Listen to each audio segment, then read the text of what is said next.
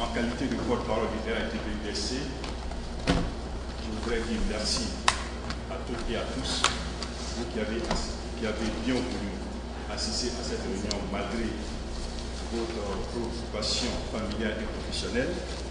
Et nous avons ce soir un invité de marque.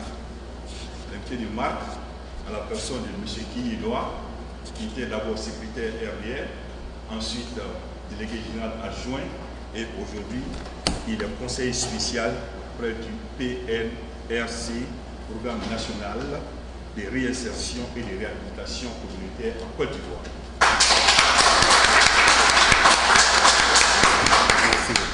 Avant de commencer, avant de donner la parole à la vice-présidente, je voudrais saluer la présence des sages parmi nous, la présence aussi de nos camarades qui sont venus du New Jersey, et sans compter bien sûr sur ceux qui vivent à New York.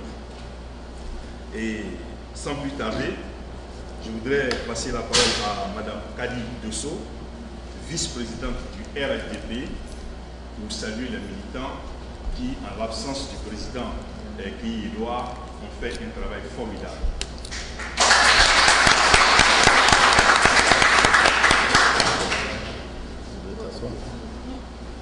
Je crois qu'aujourd'hui, je ne vais pas m'asseoir.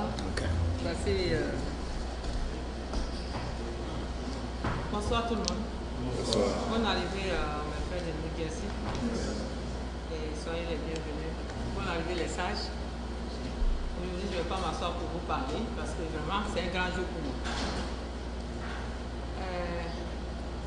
Notre héros est là. Celui-là même qu'Alassane Ouattara a choisi, le seul, avec l'AS, pour aller faire la campagne pour lui, où on nous disait qu'il a fui, il est parti au pays, il est là. J'aimerais qu'on l'applaudisse qu'il est là.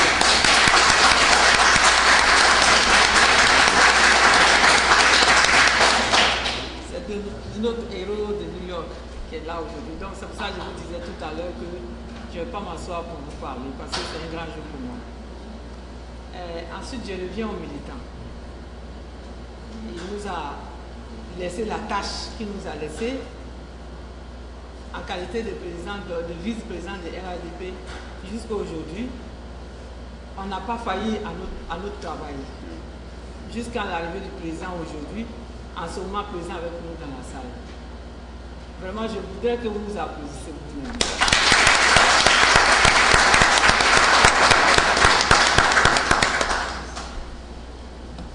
Tellement les réunions chauffaient. On faisait maintenant les réunions nuit et jour. Et finalement, c'était tous les samedis. Les gens de New Jersey, je leur tire mon chapeau. Vraiment, ils nous ont épaulés par tous les plans. Les militants que le président a laissés pour nous, pour me supporter surtout, et puis pour maintenir le parti après lui, je ne sais même pas comment leur dire merci. Parce que il y a des moments je pleurais. Il y a quelqu'un qui s'appelle Clément, mais il n'est pas arrivé ce soir. Il est de Washington. Quand on me tape sur le dos, je dis, mais Clément, qu'est-ce que je dois faire? Qu'il nous a laissé, je maigris. Il dit, mais Kadi, ça va aller, il faut tenir. Mais je pense que c'était un bon conseil pour moi. J'ai failli jeter le point au début, mais c'était un bon conseil pour moi. Ça va aujourd'hui, mon président est là. Et...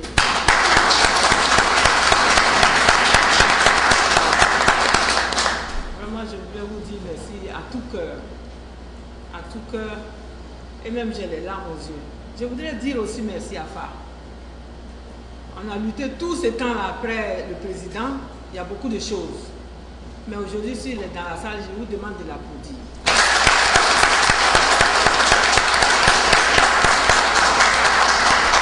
que quand on fait le combat, et puis on s'arrête, souvent on dit, ah, vraiment il faut qu'on fait ensemble, c'est intéressant. C'est ce qu'il a pensé. On a combattu pour la même cause, pour Alassane Ouattara, pour qu'il vienne au pouvoir. Aujourd'hui, Alassane est président. On ne peut plus combattre. Il faut qu'on s'arrête pour dire qu'on est arrivé là où on devait arriver. Et qu'on doit mettre la main dans la main. Je crois que c'est pour ça qu'elle est là ce soir, pour nous assister et puis être avec nous. Mais je voudrais vous dire encore merci. Ça dit, si je dois encore continuer de vous dire merci, je vais pleurer. Il y a un monsieur que je ne peux pas arrêter de dire merci, qui est celui-là, Traoré, dans la salle ici avec sa femme.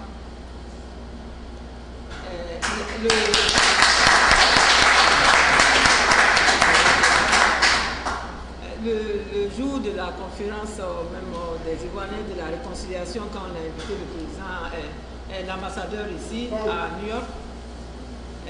Ce monsieur-là a passé 2 jours en train de partager les lettres d'invitation à tous les consuls de New York et des Afriques. Tous les consuls africains des États-Unis, ce monsieur-là a fait ça. Donc c'est pour ça que j'ai cité son nom. Mais ça ne veut pas dire que les noms que je n'ai pas cités ne travaillent pas. Mais mon compagnon de tous les jours, il est toujours là. J'ai dit tout à l'heure qu'il faut qu'il s'assoie à côté de moi parce qu'on doit se pincer. C'est carrément pour ça.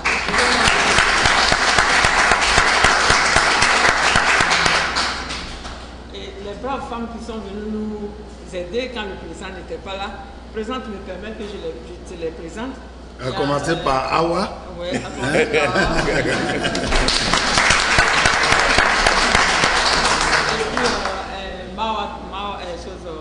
Mariam Ouattara qui est là, aussi avec nous. Il y a Mariam Zandé aussi qui est là.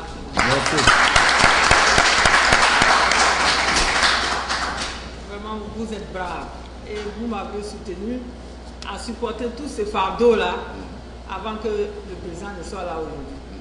Je me rappelle qu'une fois il a appelé, on a fait une conférence téléphonique. Je lui ai dit, mais président, depuis que tu es parti, je maigris, ça ne va pas, il faut venir. Parce que qu'est-ce qu'on nous faisait croire? Ouais, il est parti, il ne va plus revenir, il a fui, les machins, il vous a laissé. Mais c'est pour ça que je vous dis, si je dois continuer de parler, j'ai les larmes aux yeux. Mais c'est notre héros, c'est ça que les Ivoiriens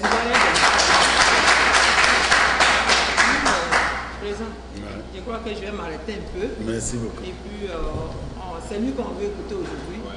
Mais moi, c'était pour vous dire seulement merci. Merci beaucoup.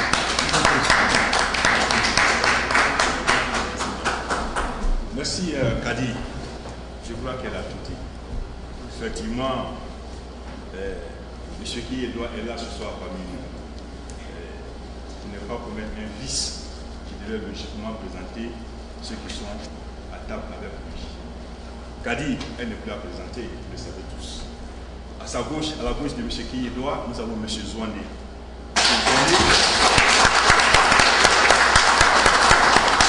Il est le délégué général de l'UDPCI. L'UDPCI déjà qui fait partie, n'est-ce pas, de la grande famille du RHDP. À côté de M. Zouandé, nous avons un homme aussi à ne pas présenter, que tout le monde connaît bien, M. Fatouré. C'est le symbole de la lutte. Le symbole de la lutte démocratique que nous avons mené sur ce terrain. Je crois que M. Fatouré mérite ovation.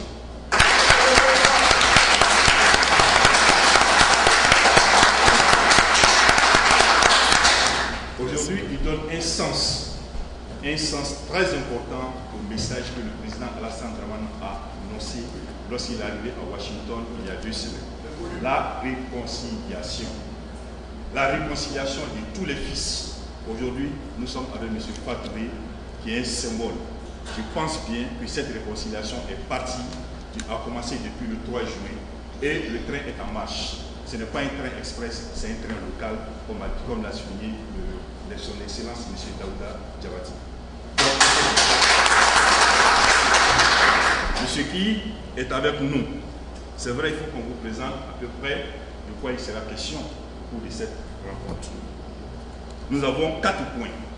Le premier point, M. Ki doit remercier tous les militants du RHDP pour la longue lutte qu'ils ont menée pour amener le docteur Alassane Dramane Ouattara au pouvoir. Ensuite, il doit faire l'état des lieux du RHDP des États-Unis. Le deuxième point, il va parler de la réconciliation de tous les fils de la Côte d'Ivoire. Et en troisième point, il va parler de la reconstruction nationale en rapport de la diaspora que nous sommes et action du PNRC, c'est-à-dire le Programme national de réinsertion et de réhabilitation communautaire. Et au dernier point, nous aurons les divers. Monsieur Kiyedoa, aujourd'hui, vous êtes face à la diaspora. Je suis persuadé qu'en Côte d'Ivoire, on nous appelle l'Américain. Vu la prestation, vu le travail formidable que vous faites au sein du PNRC, c'est-à-dire le désarmement en un mot simple. Et aujourd'hui, toute la Côte d'Ivoire est satisfaite du travail que M. Kéhi Edouard est en train de faire. C'est une fierté pour nous.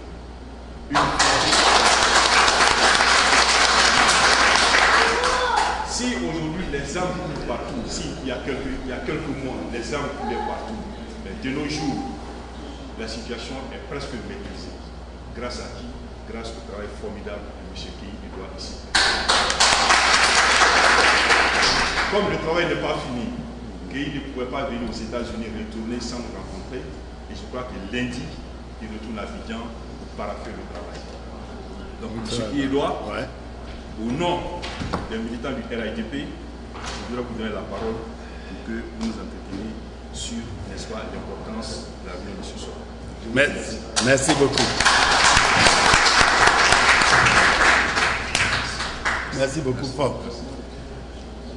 Je vais juste me permettre de m'asseoir parce que là, il vient de me donner un laundry list de 4 points. Et si je tente de m'arrêter,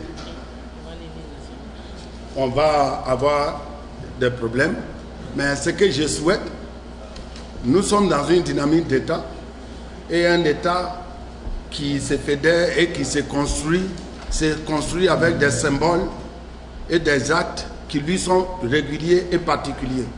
En ce qui concerne la République de Côte d'Ivoire, la seule chose non visible mais réelle qui nous unit, c'est notre hymne national. C'est pourquoi, avant de commencer cette soirée, nous allons la chanter. Les uns vont se débrouiller, les autres feront mieux, mais nous allons le faire. Levons-nous et chantons notre hymne. Et sûrement, quelqu'un va nous donner le cul, de préférence une femme. C'est ma préférence. C'est quelqu'un va nous donner les 1, 2, 3, et puis on va se débrouiller. 1, 2 et 3. Salut aux terres d'espérance, pays de l'hospitalité, des régions remplies de vaillance, enlevées par dignité,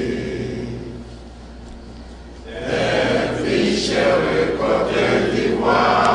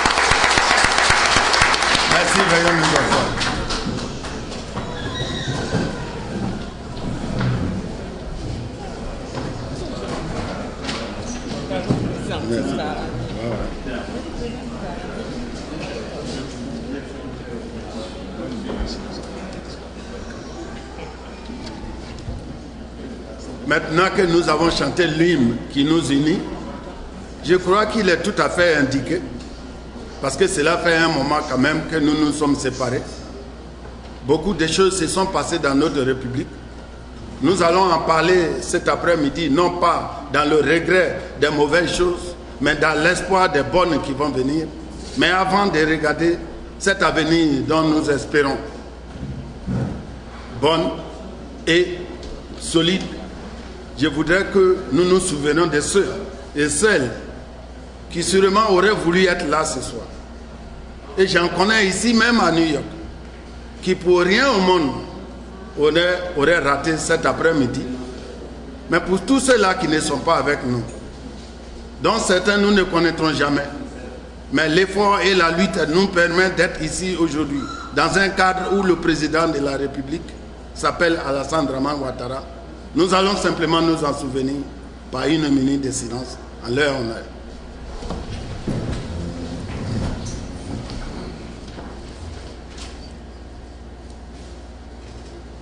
Je vous remercie.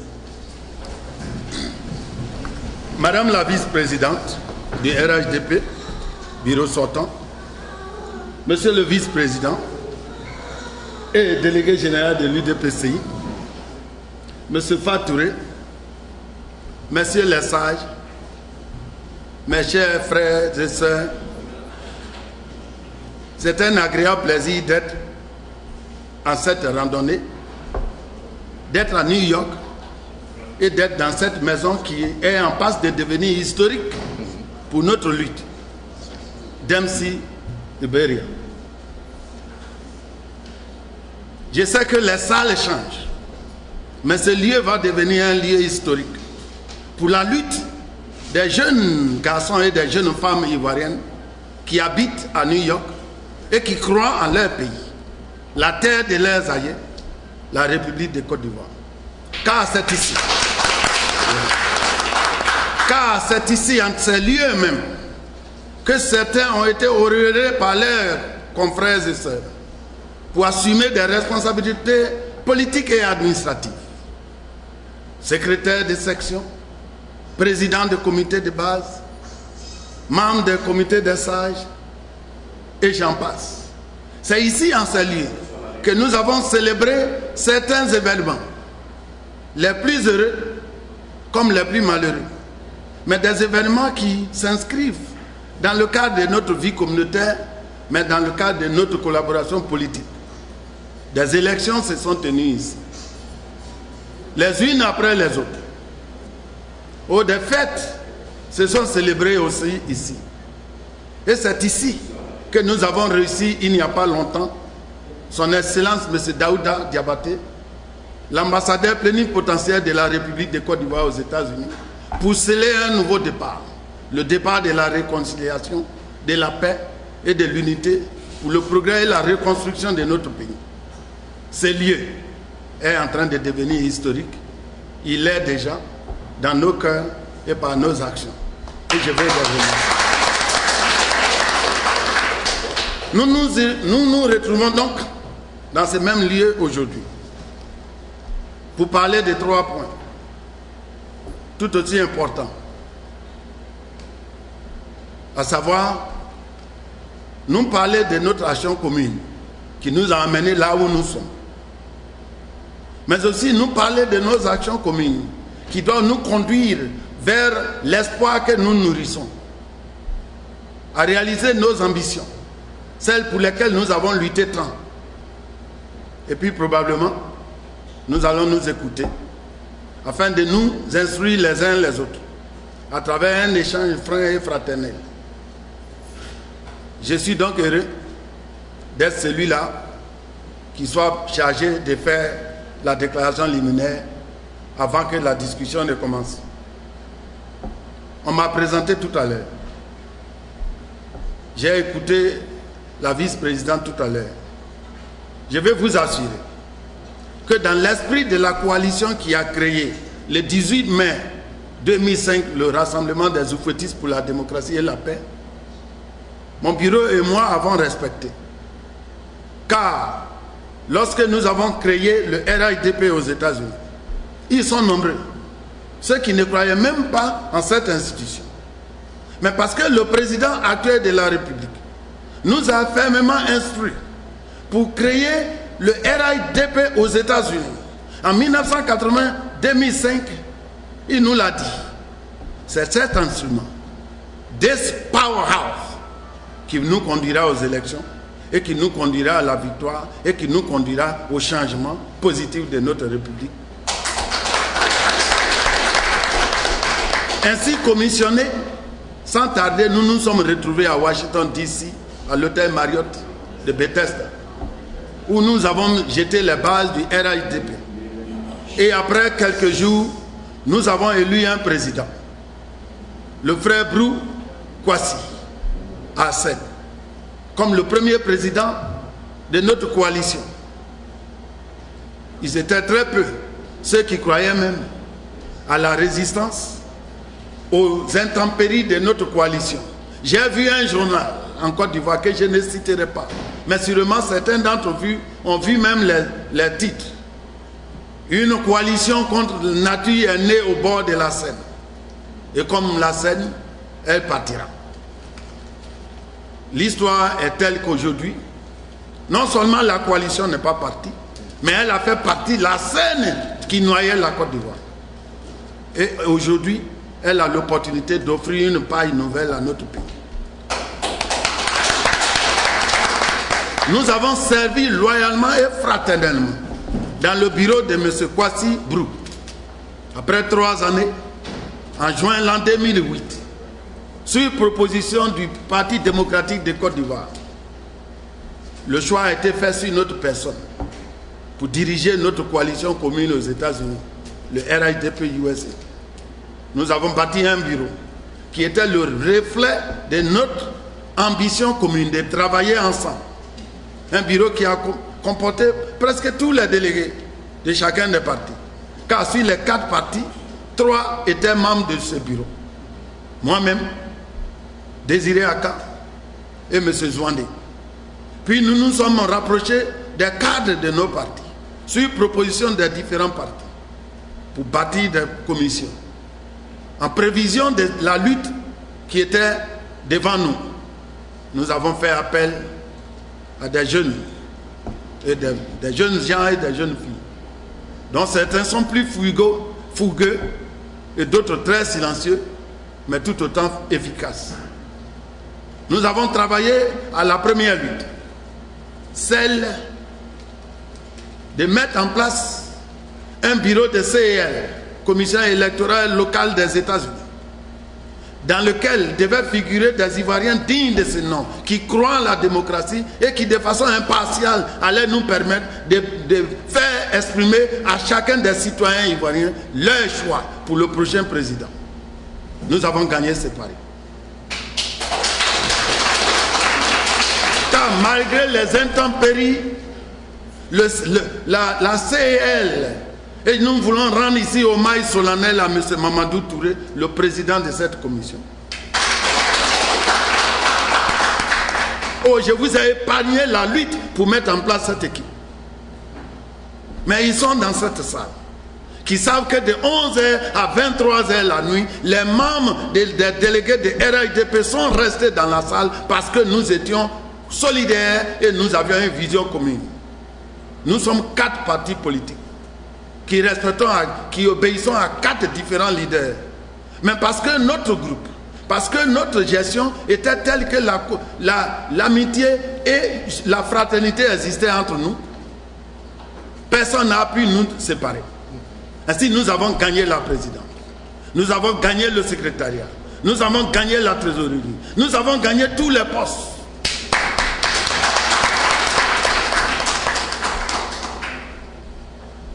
Et puis cela fait, nous sommes allés au détour de l'identification.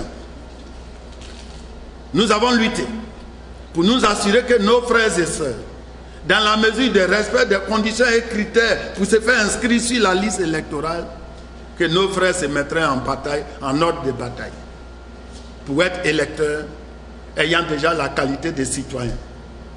Là aussi, le résultat prouve que nous avons gagné, parce qu'au 2 tours, nous avons gagné aux États-Unis.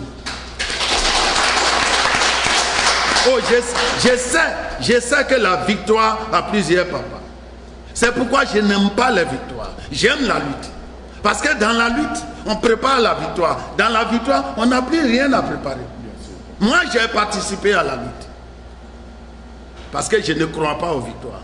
Et je suis heureux que vous soyez restés pour vous assurer que la victoire nous est arrivée. Par votre ténacité et par votre sens de modestie et d'organisation. Je vais vous remercier, mes chers frères et sœurs. Si je parle de notre lutte, peut-être comme ma vice-présidente l'a dit tout à l'heure, moi aussi j'aurai les yeux mouillés. Mais je n'ai plus de raison aujourd'hui. Oh, je sais qu'il y a 2 raisons pour pleurer. On pleure parce qu'on a échoué ou on pleure parce qu'on a réussi.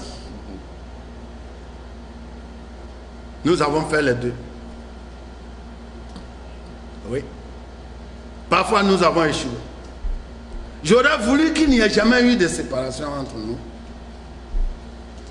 Que certains ne pensent pas qu'ils sont laissés pour compte, que la lutte était commune entre nous et que l'objectif était clairement défini de façon à ce que notre lutte ne soit pas pour nous-mêmes, mais pour la mission. Une mission pour laquelle nous sommes tous d'accord. Qu'il fallait une Côte d'Ivoire démocratique. Une Côte d'Ivoire où les ressources de l'État étaient à la disposition de l'État. Une Côte d'Ivoire où les fils et filles, faisant dos aux essais-erreurs du XXIe siècle, puissent entrer dans le 3e millénaire avec l'espoir d'apporter à la construction nationale. C'était sans compter certaines limites, mais tout cela est derrière nous maintenant. Mais nous avons aussi connu la victoire. Je vous en ai cité quelques-unes tout à l'heure. Mais celle qui fait sens était la victoire du RHDP. Vous savez, la victoire du RHDP doit faire sens chez chaque fils du Houphouët-Boigny. Car ensemble, nous avons bâti une nation dans laquelle nul ne se posait des questions sur l'origine de l'un ou de l'autre, ou de l'une et de l'autre. Nous avons bâti une nation dont nous-mêmes étions fiers. À aucun moment je n'ai vu un Ivoirien renier la Côte d'Ivoire. L'Ivoirien a toujours dit, lorsqu'on lui demande, dans le noir comme dans les ténèbres comme dans le jour, je suis Ivoirien, je suis Ivoirienne. Et puis, la division est arrivée entre nous au départ de notre père à tous. Et les esprits malins en ont profité, ayant fait baigner notre pays dans la désolation et le sang. La terre de nos aïeux nous était pratiquement interdite. Là où l'histoire faisait sens pour certains d'entre nous, nous étions obligés d'abandonner. Je connais des cadres nationaux, dont la Côte d'Ivoire, même aujourd'hui, a besoin. Des cadres de la calibre de mon frère ici, le frère Koulibaly, docteur Koulibaly, un inspecteur de santé.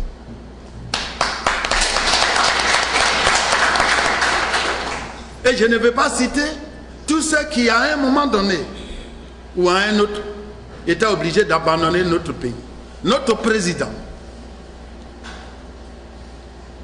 qui, reconnaissant à la Côte d'Ivoire de sa naissance, car très jeune il est parti du pays.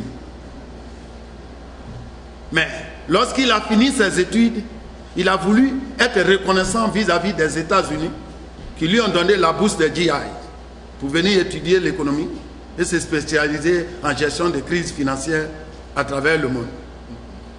Il a servi en tant qu'envoyé. Puis il a reconnu l'Afrique, ce continent qu'il a vu naître. Il a servi à la BCEAO. Puis qu'il a reconnu sa terre de naissance, la Côte d'Ivoire, en servant d'abord en tant que président du comité interministériel, puis Premier ministre de la République de Côte d'Ivoire. Mais tout cela, à un moment donné, a disparu soudainement des mémoires. La discorde faisant place à l'unité, nous les enfants du feu, nous nous sommes séparés. Cela nous a coûté 10 des plus rudes années de notre histoire. Moi j'aime les chiffres. Je n'aime pas la spéculation. Mais si vous prenez tous les chiffres de la République de Côte d'Ivoire, vous verrez que de 1999 à l'an 2010, notre pays a connu ces chiffres les plus humiliants. Que ce soit le taux de scolarisation ou le taux de mortalité, ou même le niveau de vie au quotidien, le nombre de repas pour nourrir le corps. Vous verrez que pendant ces 10 dernières années, notre pays n'a connu que des agrégats déshonorants. Le cadre de vie. Et puis finalement, la liberté d'aller et de venir. Notre pays a été divisé en deux. Des faits. Nous avons connu 2 états-majors d'armée. Des faits. Nous avons connu 2 régies d'État. Des faits. Et tout cela, si vous rebroussez chemin, vous verrez que là où le fil est coupé, était entre les mains des enfants du feu. Puis nous nous sommes retrouvés.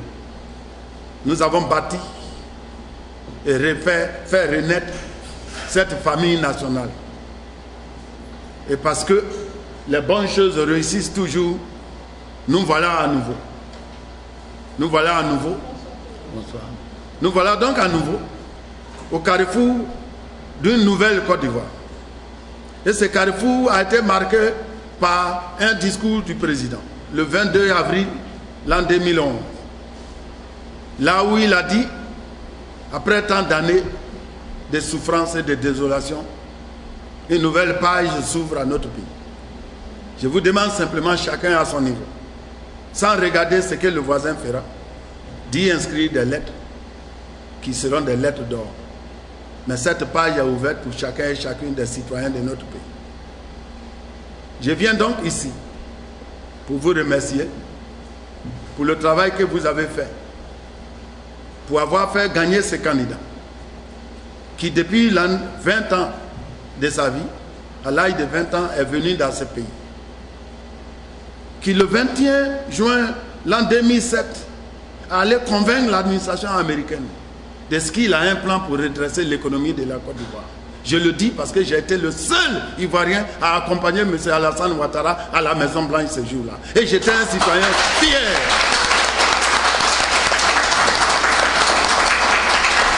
Et ce jour-là, mes chers frères, j'étais un Ivoirien fier de voir qu'en 22 minutes, devant la plus haute administration du monde, dans une situation aussi tendue que cette année, relax, avec un verbe très posé, et il dit, voici mon pays où il est, voici où il pourrait aller, voici où il va actuellement, et voici là où moi je peux l'amener. En 22 minutes. Et vous avez connu le reste. Les États-Unis n'ont jamais abandonné le programme de Ouattara. Oh, être témoin oculaire d'une telle activité suffit souvent pour devenir fou. Parce qu'on veut faire tout ce qu'on peut pour aider. La victoire, comme je vous l'ai dit, a plusieurs papas. Je ne sais pas qui a fait quoi, mais je sais ce que nous avons fait ensemble. Nous avons gagné les élections à plus de 80% à New York.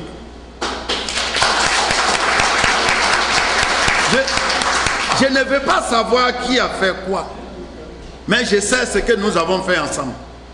Après avoir perdu par quelques voix au premier tour à Washington DC, nous avons gagné à Washington DC au deuxième tour.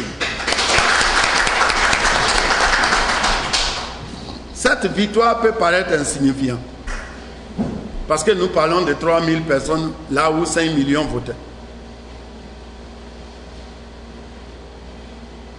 Mais pour des questions souvent qu'on appelle entre guillemets secret d'État, toutes les vérités ou toutes les bonnes informations ne sont pas bonnes à donner. Mais vous imaginez, et si je sais que vous avez suivi la télévision, il y a deux hommes qui ont lutté avec la Côte d'Ivoire. L'ambassadeur de la France et l'ambassadeur des États-Unis.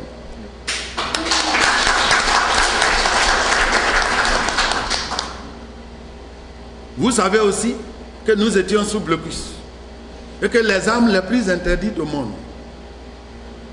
Sûrement vous avez entendu parler de l'ogre de Staline. Et j'espère qu'un jour vous allez partir sur l'internet pour faire le gougou pour voir réellement l'arme. Parce que souvent on dit ogre de Staline et puis tu es content. Mais il faut voir cette arme-là. C'est comme un champ de bambou de Chine avec les trous. Chaque trou a à l'intérieur un genre de fusée. En moins de 4 minutes, ça va détruire la maison dans laquelle nous sommes et celles qui sont autour. 4 minutes. Là, c'est un seul. Il y en avait 4. L'un était placé à côté de la maison de Ahmed Bassam, pour ceux qui connaissent la Riviera Gord. C'est environ 800 mètres de là où dormait le président de la République. et votre pauvre serviteur. Il y en avait juste derrière la maison de Fologo. Je ne dis pas que c'est Fologo qui l'a mis. C'est pour vous donner juste une idée. Sûrement, je ne pense pas que... Et puis il y en avait à Ivoire Golf Club. Ça c'est non loin de la maison du général Ablaye Coulibaly, le chef d'état-major à l'époque de l'armée de l'air de Côte d'Ivoire. C'est lui qui a été le pilote du feu le président Félix Houphouët-Boigny. C'était placé là. Et l'autre était juste derrière la cour du président sortant. Non loin de la maison du président Bédier. Mais le drame, c'est que celui-là regardait juste la chambre dans laquelle Bédier dormait.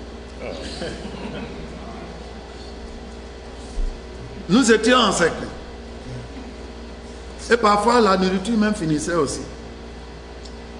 Oh oui. Et parfois, peut-être vous l'avez su, lorsque la situation était tendue, ils ont décidé de bloquer tout ravitaillement terrestre sur le Golfe. Ainsi, plus de 4 véhicules remplis de nourriture ont été bloqués dans le trou. Il y a une gendarmerie lorsqu'on part du carrefour de lycée Sainte-Marie ou alors la maison du PDCI. Lorsque vous venez dans le trou là avant de monter chez Madame Thérèse, on a bloqué 4 véhicules. Le directeur du Golfe nous a dit, bon, nous sommes obligés de changer. On nous servait le plat et la sauce dans la même assiette. Tout le monde, sauf quand même le président. Mais j'ai dit tout le monde. Tous vos ministres que vous voyez. On nous met le plat, on met la sauce dessus avec un morceau de poisson. Et puis, le contingent du Sénégal a dit que nous refusons. Parce que la résolution qui nous a envoyé ici nous dit de porter assistance à personne en danger. Nous refusons de nous asseoir et voir que le pays puisse arriver ici.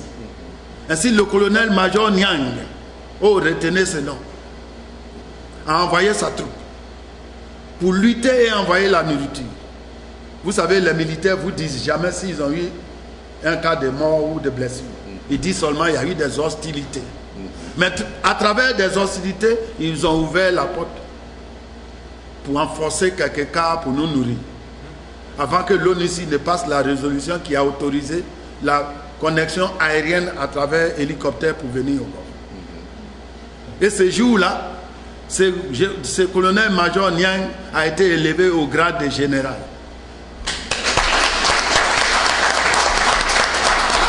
Je vous donne ces détails parce que vous êtes partie prenante de cette lutte. Car à un moment donné, les femmes du RIDP des États-Unis ont envoyé 50 sacs de riz pour nourrir les hommes au Golfe. Pas des sacs de 25 kilos, hein. Des sacs de 50 kilos. En Côte d'Ivoire, c'est important de dire ça. Je sais que ici, ça ne veut pas dire grand-chose, mais un sac de 50 kilos, it does make sense. 50 de ceux-là. Mais comme je vous l'ai dit, mes chers frères, la victoire a plusieurs papas. Mais je sais que nous avons, parce que nous sommes restés ensemble, nous avons pu acquérir, conquérir ces challenges. Mais parce que le président Ouattara a clairement gagné par votre travail ici et par notre pays. Parce que l'on faisait confiance à son programme. À un moment donné, lorsque la force démocratique était confrontée à la force brute, les démocraties à travers le monde nous ont apporté une main aidante. Et nous devons le reconnaître à jamais. Car si nous n'avions pas eu la 1975, votez rapidement ici, chez vous-même à New York, sûrement notre pays serait encore en détresse. Car je ne vais pas douter de la qualité des FSC, mais avoir la quantité d'armes sur lesquelles était assis le président sortant, je pense que le ratio homme-fusil était un peu dur. Et je comprends mieux. Lorsque, à quelques jours de cette bataille, le général, l'ancien chef d'état-major Mangou dirait disait à la télévision et à la face du monde entier, la bataille d'Abidjan, elle sera rude et elle sera longue. Mais parce que vous et nous, comme un seul homme, nous avons cru en notre droit constitutionnel de choisir chaque 5 années ceux qui doivent diriger notre pays. Nous avons fait bloc sans défense face à tout cet arsenal militaire. Et parce que le monde est un monde civilisé, ce monde s'est mis du côté du droit et du juste. Ainsi, à partir du 3 avril, la Côte d'Ivoire a connu un sort qu'aucun fils n'aurait souhaité si nous n'étions pas opposés à un homme sans cœur. Des bombardements. Toutes les habitations d'Abidjan tremblaient. Que vous soyez au Golfe ou chez Babo.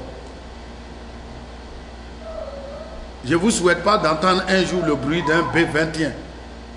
Oubliez ce nom. Parce que si vous l'entendez, ceux qui ont problème de crise cardiaque risquent de ne plus rien entendre. C'est le B-21 qui a chassé les miliciens. Parce qu'aucun homme, quelle que soit ta décision, ne peut être devant un B-21. Sinon, Yopougon était infesté. Personne ne pouvait imaginer que Yopougon pouvait libérer. Et l'Américain dirait, had it not been for a B-21, les miliciens seraient encore à Yopougon. Mais lorsque le groupe de Shérif Ousmane, de Zakaria Kone, de Ouattara Zoua, ces groupes-là sont entrés à Yopougon et les B-21 ont tourné très rapidement. Yopougon a cédé. Naturellement, il a fallu... Oui, oui.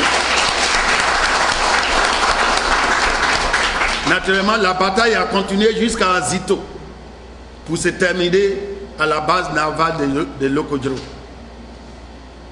Je vous ai cité ces noms pour vous dire simplement que quels que soient nos sentiments par rapport à ce qui est arrivé dans notre pays, si vraiment nous aimons ce pays, nous devons être reconnaissants envers les FSC.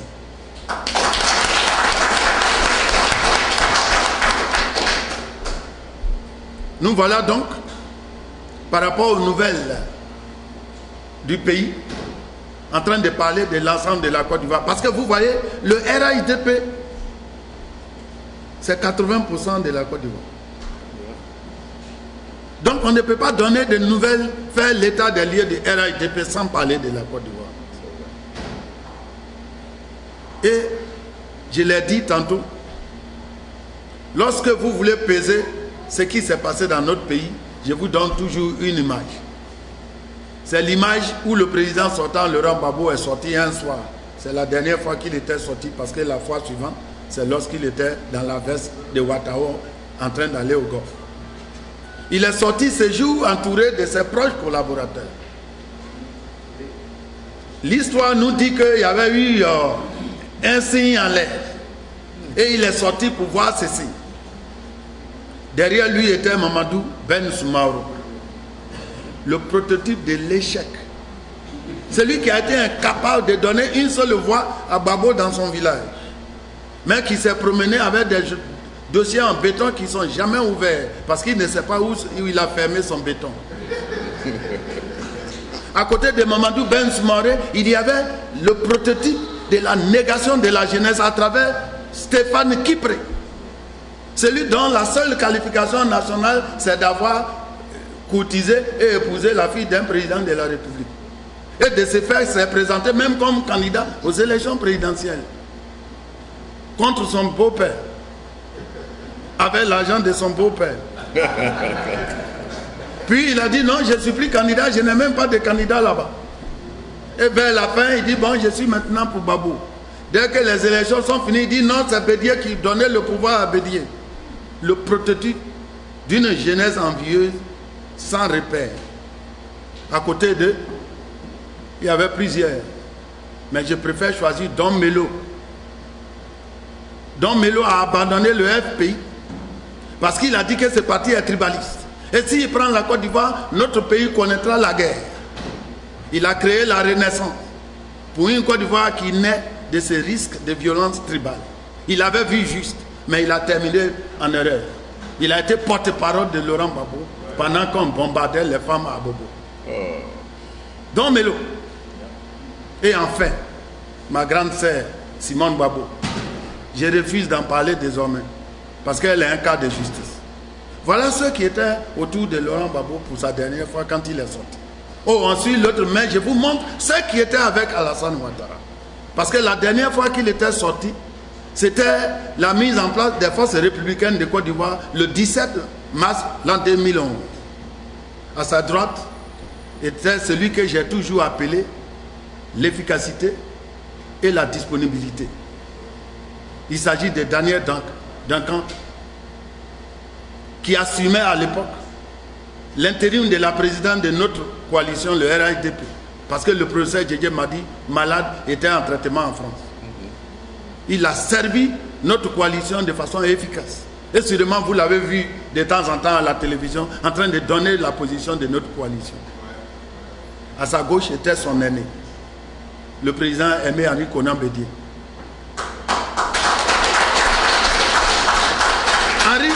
Henri Konan Bédié, le symbole de sacerdoce public, depuis l'âge de la vingtaine, jusqu'à plus de 75 ans, il est resté pour le service du contribuable ivoirien. C'est lui qui était à sa gauche. Et juste derrière eux était l'espoir d'une Côte d'Ivoire efficace. Mabri Touakeuse, qui était juste derrière les deux. Je ne vous parlerai pas trop de lui, parce que son délégué est là. Vous allez penser qu'il m'a passé quelques mots. Mes frères et sœurs, parce que je dois vous donner les nouvelles et parce que j'ai été témoin oculaire, je veux que vous sachiez quelle deux Côte d'Ivoire étaient en face. Pour que vous appréciez mieux ce que vous avez fait. Souvent on apprécie mal parce qu'on ne sait pas réellement ce qu'on a fait. C'est comme deux boxeurs séparés par un rideau. Lorsque tu n'entends plus de bruit de l'autre côté, tu penses que l'autre est au chaos. Peut-être qu'il est en train de faire une stratégie. Mais je vais enlever le rideau pour qu'on apprécie la lutte. Je vous l'ai dit. Tous les services secrets. Et j'ai eu l'honneur d'être encore nommé sur le PC. C'est-à-dire le poste de commandement au Golfe. Et à un moment donné, les services disaient qu'on ne peut maintenir la sécurité du Golfe qu'à 30%. Je ne sais pas ce que veut dire 30%, mais je sais que ce qui est 30% n'est pas beaucoup. Et à un moment donné, vous avez dû entendre qu'on a dit que le président Ouattara n'est plus au Golfe. Parce qu'effectivement, à un moment donné, pour des questions de sécurité, lui avait été demandé de quitter le Golfe. Et que nous quittions le Golfe, nous entretenions les meufs pour dire que non, il est là, il est là. Parce que la sécurité ne pouvait pas être garantie à 100%. Et puis il a dit, mais et pourquoi ces gens-là sont ici? Je crois qu'ils sont ici parce qu'ils croient en moi comme président. Il y a un temps pour fuir et il y a un temps pour lutter. Nous allons lutter. Si nous ne le pouvons pas, alors nous ne serons pas tous là pour voir qui fait quoi. Mais je reste. Ça c'est à un homme à qui on vient de dire qu'en 4 minutes, ton bâtiment là est parti. À moins que nous puissions arrêter avant 4 minutes, on ne peut pas garantir ta sécurité. Et sans toi, tout le système s'écroule. Qui dit, bon, dans tous les cas, si le système s'écroule, ça veut dire que c'est sans moi.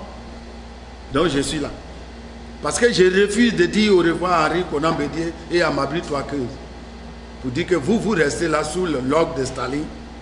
Comme ça, si personne n'est mort, je vais venir pour diriger la Côte d'Ivoire. Ah non, je ne peux pas. Je reste là. Oh, je pouvais vous parler de la position de l'ensemble de ces dirigeants. Je ne vais pas vous parler de ceux qui ont fui. Il y en a aussi qui ont fui.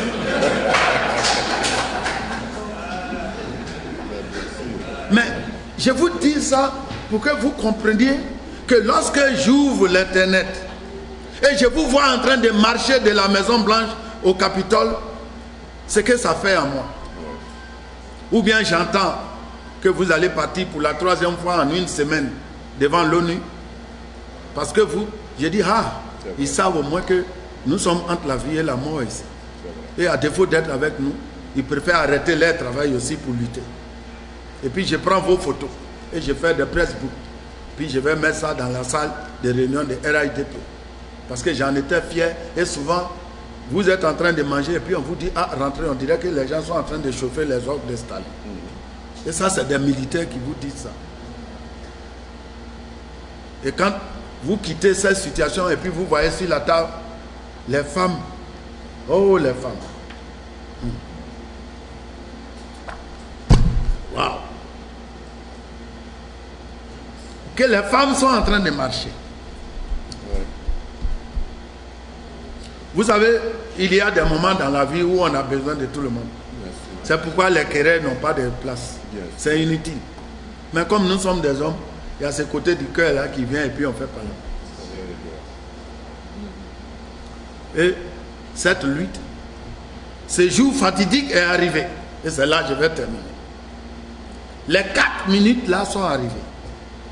Parce qu'après tout, les FSI sont entrés à Abidjan. Les militaires nous ont ouverts. Il n'y avait plus rien à la porte. Tout Abidjan était pratiquement sécurisé, sauf M. Babo qui était dans le bunker. Et d'un tour de main, comme un bon tyran, il a dit que les dés soient jetés. Et puis les B-21 ont commencé à chauffer. 40 chars se sont positionnés à Makori par l'ATCI, pour ceux qui connaissent Abidjan. Dans les premières secondes, avant qu'un premier B-21 ne tonne, les Pima Jets les ont écrasés. Maintenant, nous sommes sous les canons. Ceux crachés par les chars. Comme ils savaient qu'ils ne pouvaient pas positionner les chars à Cocody, ils les ont positionnés derrière l'eau. Et comme l'intelligence a très bien marché, la technique n'était pas très bien au point. Mais je vous dis, pendant une trentaine de minutes, vous voyez la lagune qui va plus de 50 mètres. Parce que quand les chars tirent les obus, ça date parce qu'ils avaient des problèmes de mesure. Donc il tire un premier qui tombe à 100 mètres, et puis il arrange un peu encore, il tire, ça tombe à 200 mètres, jusqu'à ce que ça traverse la rivière pour venir tomber au golfe. Mais lorsque ce truc-là tombe dans la lagune, en ce moment, on nous avait déjà réunis et on était au sous-sol. Pour ceux qui connaissent le golfe, c'est là, les salles de mariage, là. Derrière se trouve la cuisine, on était à la cuisine. Et lorsque ça tombe dans la lagune va en l'air. Il y a quelques-uns qui sont arrivés dans la cour. Mais lorsque ce truc est tombé, ça tombe. Boum. Parce que lorsque ça tombe, c'est un paquet, mais lorsque ça tombe, mais ça traverse. Il y a encore l'impact dans la grande salle de réunion. Vous allez voir que c'est ce truc-là, ça a percé les fenêtres là. Ça a traversé ici, ça a percé ce truc, ça a percé un appareil derrière là-bas. Imagine l'homme. Imagine si ceux-là avaient, sans aide, mais très rapidement, l'ONUCI et la force Likon ont écrasé ces chars. C'était le samedi 9. Donc ce jour où il est arrivé. Mais les 30% des chances ont dominé les 70% des malheurs. Ainsi, nous avons survécu. Oh, j'ai vu des militaires blessés. Des hommes étaient en sang. Parce que lorsque ce truc-là tombe, la chance pour se faire toucher est très très grande. Parce que ça va dans tous les sens et à tous les niveaux. Il y a ceux qui sont à 10 mètres, 15 mètres, 10 cm, 15 cm, etc. Donc, quelle que soit ta taille, il y a une balle pour toi. Ouais. Et il y a des militaires qui en ont pris pour nous protéger. Mais très rapidement, ça a cédé. Et donc, après cette journée, la suite, vous la connaissez, le dimanche 10. Entre-temps, alors qu'on nous attaquait, on a également attaqué le Sobreko, l'hôtel Sobreko. C'est le QG de l'ONU ici en Côte d'Ivoire. Leurs chars aussi ont été écrasés. Et à partir de ce moment, la résolution 1975 a été pleinement mise en exécution. Ce qui a permis de casser tous les engins qui tuaient à Abidjan. Et donc, ces engins étant écrasés, homme pour homme, volonté pour volonté, courage pour courage, il n'y avait pas marche devant les FSI.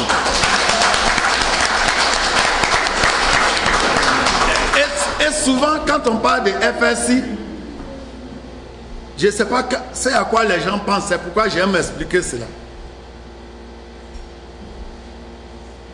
À Daloa, le commandant du bataillon FDS de Daloa, je ne vais pas citer son nom ici, il est de chez toi, était FSI ce jour-là aussi. Parce que souvent quand on dit FSI, on a comme l'impression que c'est d'autres personnes. Ce sont des Ivoiriens de toutes les ethnies et de toute conscience qui se sont mis ensemble pour libérer et faire respecter la volonté du peuple de Côte d'Ivoire. Ce sont des gens qui étaient commandants à Akwedo. Il y a un jeune capitaine à qui on a donné pour mission d'aller positionner un de ses chars. Il a pris son char et il a tapé un drapeau blanc dessus avec ses 12-7. Les 12-7, ça c'est des grands fusils aussi, qui ne sont rien devant le B-21. Comme j'ai connu les noms, je vais vous les jeter un peu aussi. Mais ce commandant-là, sûrement certains d'entre vous l'ont vu à la télévision. Il a pris son char, il a mis un drapeau blanc dessus. Ces chars-là pouvaient tout bombarder jusqu'à venir bombarder le Golfe. Mais il a fait marche arrière, il a dit, je suis venu pour protéger le président de la République. Il est rentré Il est rentré avec tout son personnel. Avec un char. C'est l'un des chars historiques de la République de Côte d'Ivoire. Tout militaire respecte ces chars. Mais si tu vois ces chars et qu'on dit qu'il est venu pour te protéger, tu pleures automatiquement. Parce que tu te dis, et si ces chars-là venaient contre moi? C'est un char qui est plat. Mais il est comme les feuilles. Tu ne peux pas savoir, il est arrêté dans les gazons, mais tu ne sais pas si c'est un engin qui est là. Mais quand il crie, et qu'il fait ses mouvements, tu dis, eh, Dieu merci, au moins il est venu le protéger. Je vous dis ça parce que je me suis dit, quand j'étais dans l'avion en venant ici, j'ai dit, qu'est-ce que je vais dire à mes frères pour qu'ils partagent l'expérience que nous avons eue. Mais imaginez un char comme ça, un jeune de 28 ans, non pardon, il a 23 ans, qui est capitaine, et puis il dit non, au lieu d'aller tirer, moi je m'en vais pour les aider. Et ce char-là, il a dit, monsieur le président, je vais vous envoyer promener parce que mon char là, rien ne peut lui arriver ici. Mais il est venu rendre son char. Lui, il est FSI. C'est un jeune attier. Et vous savez ce qui se passe quand même. Il y avait beaucoup d'attiers aussi qui arrêtaient les gens, qui faisaient les attiers 121. Mais il y en a un qui est venu avec le char au Golfe. Voici les FSI. Ces chars-là, si ces jeunes avaient décidé de tirer d'Akwedo au Golfe, ils pouvaient faire des milliers de morts parce que rien ne peut arrêter ces chars-là. Très dangereux, très rapide, très méchant. Bref, c'est ceux-là qui ont libéré Abidjan, qui ont perdu énormément de personnes à l'école de police et à l'école de gendarmerie. Parce que moi, mon rôle, et je terminerai là, c'était aussi d'aller et faire ce genre de constat. Une fois, nous étions sortis à travers mon programme, qui ont pris l'école de police, l'école de la gendarmerie. La gendarmerie est une force d'élite. On ne va pas là-bas comme si on allait faire surprise party. Pour prendre ça, il faut perdre des hommes. Mais les FSI ont pris la gendarmerie. Ils ont pris l'école de police. Oh, en ce moment déjà, les FSI avaient disparu, le campus était vide. Ils ont pris Anono. Je sais que vous êtes au courant d'Anono. Et j'espère que vous êtes au courant d'Anono. C'est là où la génération a dansé pour venir nous chasser.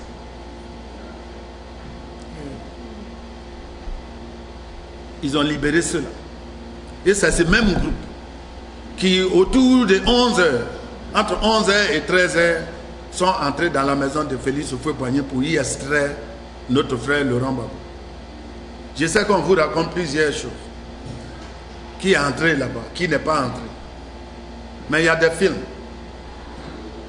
Nous sommes dans un monde moderne. Ils avaient des caméras sur leur casque. On a vu les films. Et lorsqu'ils l'ont trouvé, il a dit ne me tuez pas, ne me tuez pas. Il a dit ça. Alors qu'il y avait quelques semaines, il a dit la mort vaut mieux que la honte. Je me demande si ce qu'il a là n'a pas de honte dedans. C'est vrai. Pourtant, j'ai passé des semaines et des semaines avec moi, mon frère Adjumani Kwasi, à lui demander à jeter les armes. Parce que cette guerre est finie. Lui seul ne peut pas contre tout le monde. Il a dit non.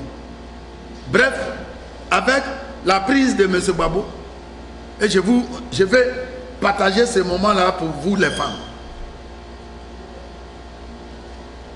Tout d'un coup, nous recevons le coup de fil pour dire qu'ils ont pris M. Babo et que à l'annonce, on ne savait pas qui venait au golf parce que vraiment, bon, on ne s'y attendait pas. Nous sommes au 4e, le PC est au 4e, c'est le poste de commandement. Donc on descend pour s'informer et je vois un homme dans un gros boubou qui marchait sa tête comme ça. Entre-temps, je connais très bien Mourou et Watao, ce sont des petits frères qui ont... Moi j'ai vécu au golf toute ma vie, contrairement à ce qu'on vous racontait là. Hein? Hein?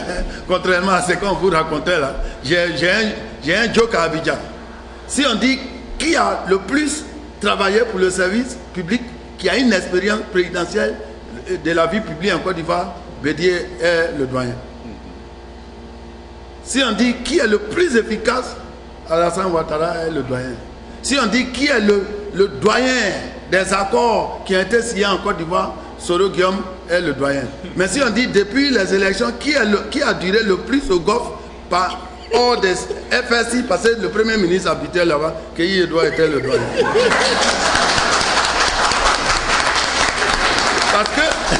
Parce que j'étais là lorsque le président est venu.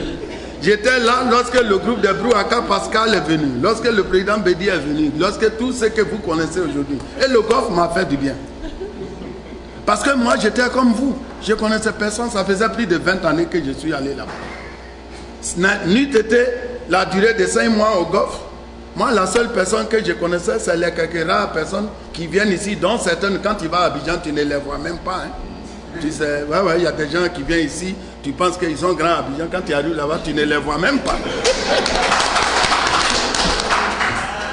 Donc je connaissais seulement le président. Heureusement, on est resté au golf. Aujourd'hui, je peux connaître les grands frères Abina, je peux connaître presque... En tout cas, tous ceux qui gèrent la Côte d'Ivoire aujourd'hui, la plupart, ce sont les pensionnaires du golf. Ça m'a permis de connaître certains de ceux-là. Sinon, durant les premiers mois, toutes mes demandes, j'ai adressé au président. Donc, voilà un peu d'où nous venons. Alors quand le président Babo est arrivé, il y avait le ministre Patrick Hachi.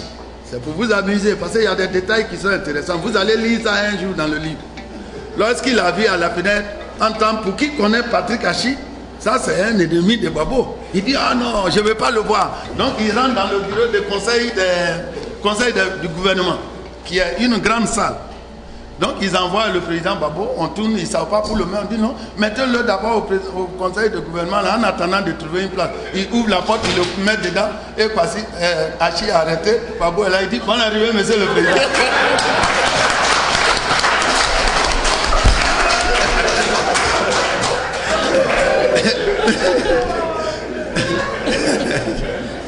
Et donc, il sort de la salle, il abandonne le président là-bas. C'est-à-dire qu'après, quand on l'a emmené dans une autre chambre, où vous l'avez vu avec son tricot blanc là, parce que là, ce coin n'était pas approprié.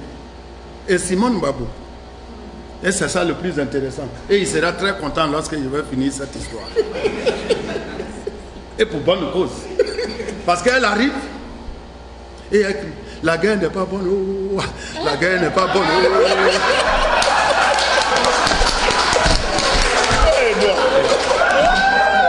Mais je vais vous, mes frères, ça c'est pour vous les frères. Il y a une chose où tu ne peux pas, où les femmes sont plus fortes que nous. Quand il s'agit d'arracher les cheveux, les derniers camarades là, un garçon ne peut pas les prendre. Elle passe. Mais tu vois les cheveux de la femme en train de partir. Les militaires ne pouvaient pas protéger les femmes du corps. Parce qu'elles peuvent passer sur les selles, en tout cas, au point où, à force de tirer les cheveux, elle est tombée un peu. Puis elle était tombée. Vous avez vu certaines photos où elle était à terre là. Parce que les militaires voulaient protéger ses cheveux. Et c'était pas facile de bloquer les femmes. Donc il fallait la mettre là et puis au moins faire chaud. Parce que tant qu'elle est arrêtée, une femme trouvait toujours un chemin pour trouver. Donc bref, lorsqu'on a fait cela, on ne savait pas où aller. Elle a eu une chambre avant Babo. Ça aussi c'est une histoire historique. Donc, du coup, on était dans le couloir. En temps, je me rends compte que la chambre d'à côté, c'est la chambre du député de Logwale. Il s'appelle Dié Mamadou. C'est vrai, c'est vrai. J'ai dit non, ça c'est la chambre de mon grand frère. À taper. On tape, il avait un de ses petits qui était dans la chambre. On nous a dit il faut sortir. C'est dans cette chambre qu'on a mis Simon Babo pour la protéger. Dans la chambre de Dié Mamadou. Il est député UDPC. C'est pourquoi j'ai dit il sera. Et ce n'est qu'après qu'ils l'ont enlevé là pour la mettre avec son époux. Naturellement, lui, il est resté une nuit et puis le lendemain, il est parti. Mes frères, voici où nous sommes arrivés. Ce qui est intéressant au RHDP, à chaque étape, le discours du RHDP était la paix. Le discours de LMP était la guerre. C'est pourquoi, si vous avez remarqué, depuis que LMP est tombé, la guerre s'est arrêtée. Nous sommes dans une dynamique de paix. Alors, abordant donc le dernier point de reconstruction, combiné avec la réconciliation, je vais vous dire quelque chose. Nous avons des qualificatifs, nous les enfants du feu, ou nous qui nous réclamons du feu Boigny. C'est que nous refusons la guerre. Mais refuser la guerre ne veut pas dire que si on t'attaque, il faut tendre le coup pour qu'on coupe. Seulement, nous n'attaquons pas. Et parce que nous n'attaquons pas, parce que nous savons que la guerre n'est pas bonne, à chaque fois que quelqu'un nous amène une guerre, Dieu nous sauve de cette guerre. Alors aujourd'hui, la justice fait son cours. On va situer les responsabilités.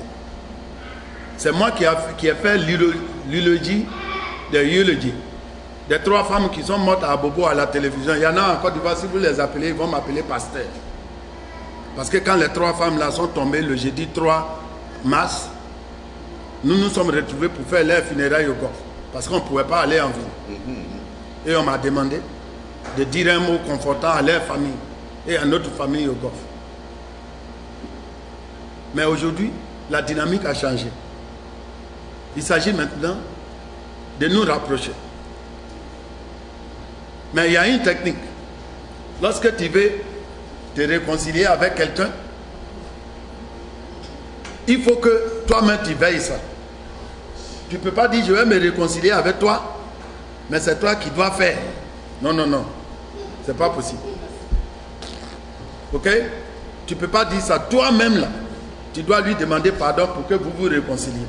C'est ça la réconciliation. Ça veut dire que tu as raison, mais tu dis c'est pas grave le mal que tu m'as fait.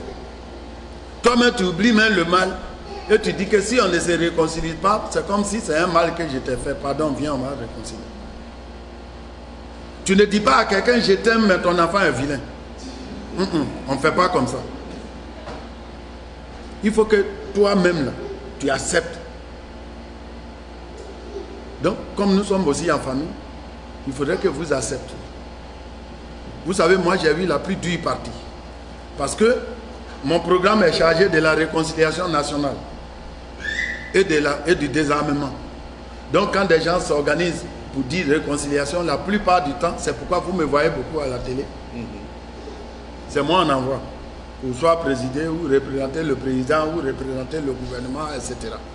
Bon, pas toutes les cérémonies, mais beaucoup de cérémonies en tout cas. Alors, les militants du RHDP ont un problème. Il faut qu'ils le sachent pour que la réconciliation arrive. On n'a jamais eu l'opportunité de célébrer la grande victoire qu'on a eue. Vous-même, peut-être c'est le 3 juillet ici, mais là, même c'était réconciliation. C'était pas cérémonie de victoire. Est-ce que vous en avez eu une aux États-Unis? Non. C'est comme ça aussi en Côte d'Ivoire. Parce qu'après la victoire, on est entré en guerre. Après la guerre, c'est nous qui avons eu le pays. On ne peut pas danser encore sur quelqu'un qui a perdu les élections, qui a perdu la guerre. Donc nous, on n'a pas célébré la fête.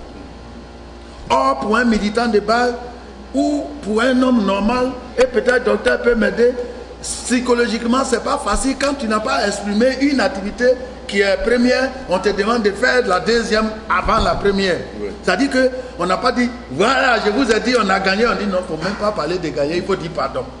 Donc nos militants ont du mal. Oui, oui. Oui, oui. Moi, je les rencontre, ils ont du mal. C'est-à-dire, tu arrives, s'il dit, ah, d'autres, ça là, on est en réconciliation, il ne faut pas dire des choses. Ou bien s'il met le tricot de Mabri, tu dis, ah, il ne faut pas faire ça, parce que Mabri, il est ministre de machin, faut pas. Donc nos gens sont un peu frustrés, psychologiquement. Ils disent, mais comment? Nous, on était dans l'opposition, dans la première histoire où l'opposition gagne les élections en Côte d'Ivoire, et puis vous me dites comme ça, il ne faut même pas crier un peu ma victoire, alors qu'on a vu la LMP danser.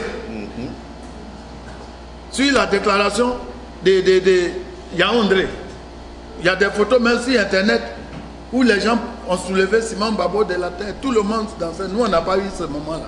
Jamais. Jusqu'à aujourd'hui. Mais vous savez, c'est ce que notre papa nous demande.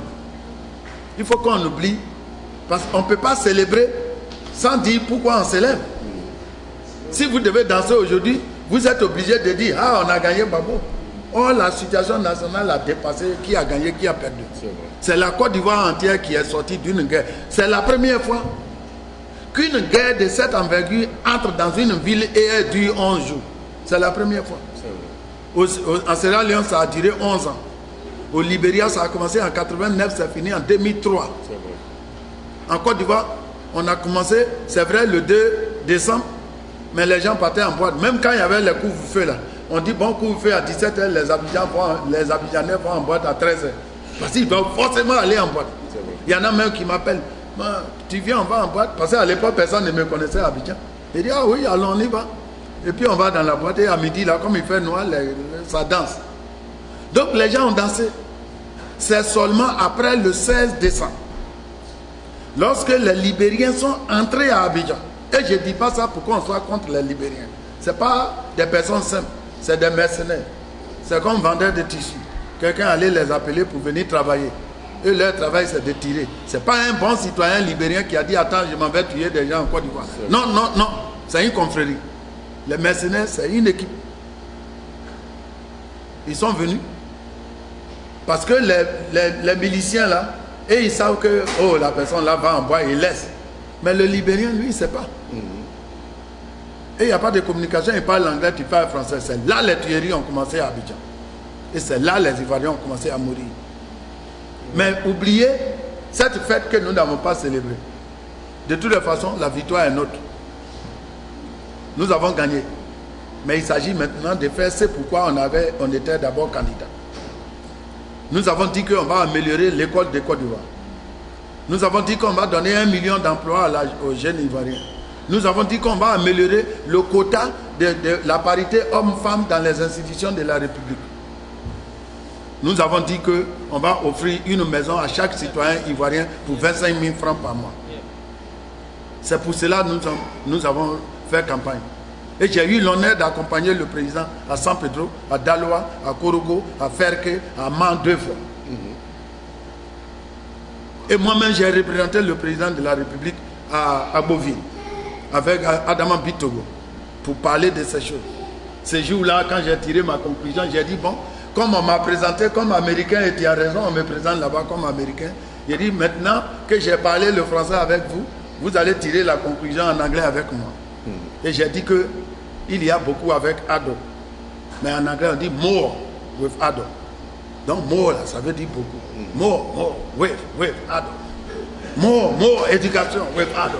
C'est comme ça que nous avons compris. Finalement, lorsqu'un autre orateur venait, les gens ne voulaient plus français, ils disent more. Et donc, c'était quand même amusant. C'était amusant. Et ça fait un peu son petit feu à l'époque parce que ça sortait sur il y a Afrique 24 ou bien quoi là. Et à chaque fois, ils appellent sur ça. More. Et on dit, mais c'est encore du bon bien, c'est Olivier. On dit non, c'est un Américain avec lui. Mais bref, mes frères et sœurs, je suis venu pour vous remercier, mais je suis venu pour vous encourager à faire plus. Vous et moi, nous sommes de la diaspora. D'abord, il y a un événement qui doit nous encourager. Pour la première fois, pour la campagne, je sais qu'il y a des intoxications pour les petits palabres. Moi, je ne m'intéresse pas à ça.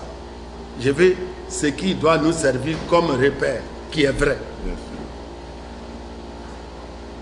J'étais paisiblement chez moi lorsque le mardi, là, avant l'ouverture des campagnes, le 15, le président a appelé pour dire, bon, ton billet est là, toi et là, vous quittez jeudi, vous arrivez vendredi.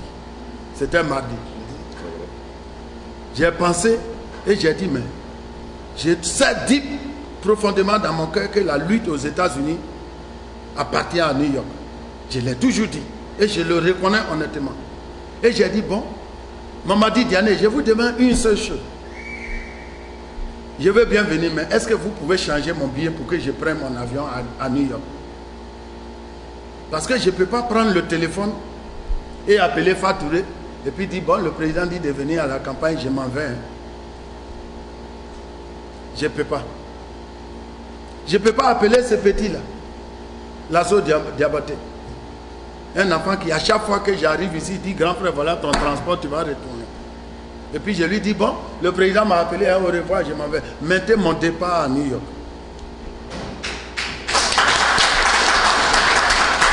Comme ça, mes frères et sœurs vont savoir que c'est à cause du travail que New York a fait que le président m'appelle pour venir faire campagne.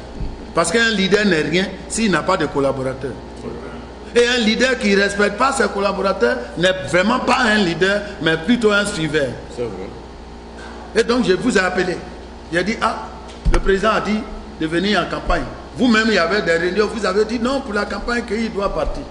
J'ai le billet, mais je viens chez vous pour prendre l'avion. Et beaucoup d'entre vous m'ont croisé. J'avais même demandé ce jour que la télévision vienne pour que je dise au revoir. Je vous aurais dit que nous avons marché partout. Mais c'est la dernière marche. Moi, je commence la mienne pour aller à Abidjan. Je compte sur vous pour continuer, pour qu'on gagne. Et je vous ai dit au revoir ici, je suis allé au pays. Mais en m'appelant, il montrait que quand il fait ses plans, il pense à la diaspora et aux capacités de la diaspora. Sûrement, si j'étais, en anglais on dit un punk, si j'étais un punk, il n'allait pas m'appeler pour aller faire campagne. C'est parce qu'il sait que si je viens, je peux aller à Bovie et parler aux gens, et puis m'amuser avec eux, mais leur parler de quel changement ils peuvent avoir avec Ouattara.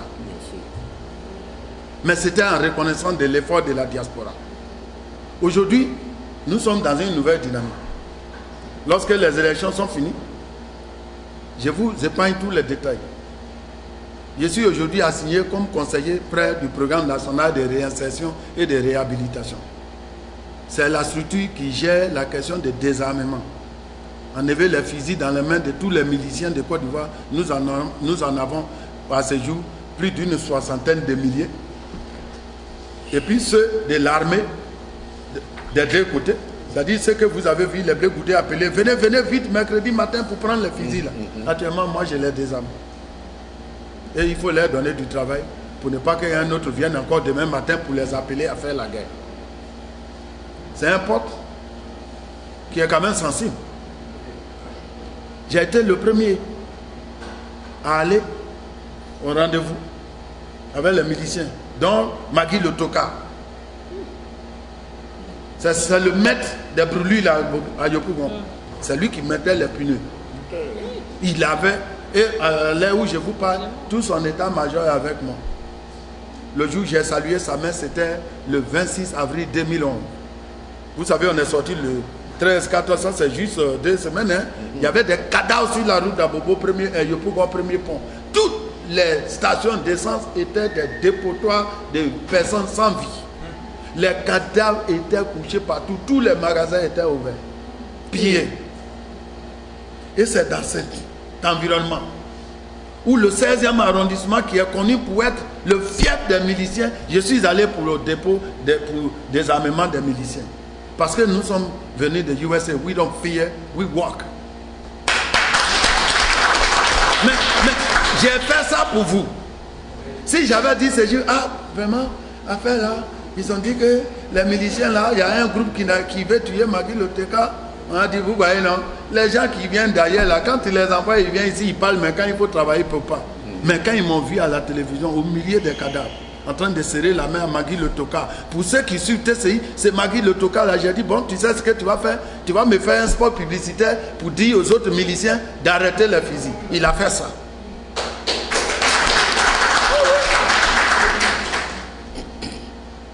C'est vrai, j'ai été accompagné par les Mangou et autres, mais c'est moi qui suis parti le désarmer à cause de mon rôle. C'est une petite considération.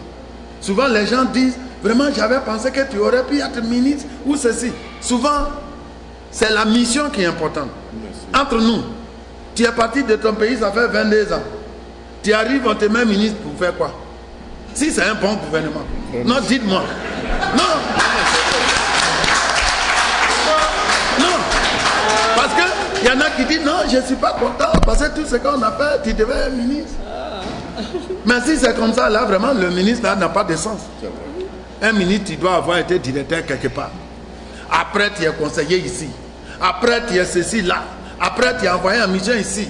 Maintenant, tu viens et tu es ministre de la République. Mais tu viens juste en disant, bon, ministre. Même si tu es qualifié. Donc, moi, je suis content. De tous ceux dont vous parlez là. En 6 semaines, j'ai fait les 19 régions de Côte d'Ivoire. Sur mission d'État. C'est une expérience. Ça faisait 23 ans que je ne suis pas allé là-bas. Et les quelques 20 ans que j'étais resté là-bas avant de venir ici, je n'ai jamais vu Bouna. Mais je vous dis là, il y en a aussi parmi vous qui sont comme moi. Hein.